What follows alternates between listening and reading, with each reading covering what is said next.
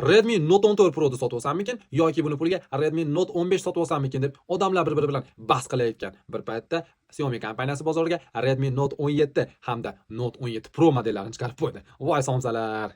Gap shundaki, 14-iyul kuni Redmi Note 17 hamda 17 Pro modellarini prezentatsiyasi bo'lib o'tdi va hozirgi kunda Xitoy bozorida sotilyapti jigarlar.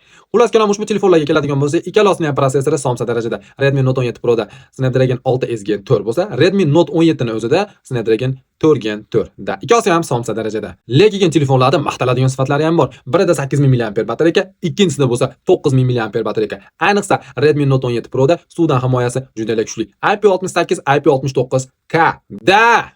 Birida OLED 120 Hz bo'lsa, ikkinchisida AMOLED 120 Hz. Jigarlar. Telefonning kameralari ham oz-moz yaxshi tomonga o'zgargan. Lekin dizaynini ko'rdinglarmi? Eski oldinlari chiqqan Xiaomi 11 bilan barxil qilib qo'yishdi. Xullas kalom narxlariga keladigan bo'lsa, $250, $300 atrofida hozirgi kunda Xitoyda sotilyapti. Kimga kerak bo'ladigan bo'lsa, zakaz asnosida Xitoydan olib kelib beramiz. Lekin ushbu telefonlarni men o'zbek xalqi uchun umuman maslahat bermagan bo'lardim. Chunki bu telefonlarda na rus tili va na o'zbek tili bor. Keyinchalik ozgina sabr qiladigan bo'lsanglar, ushbu telefonlarda globalniy versiyasi O'zbekistonga 3-4 oydan keyin kirib keladi. Jigarlar sog' bo'linglar, ushbu videoga like bosib qo'yinglar, sizlar bilan mix mobil bo'ldi.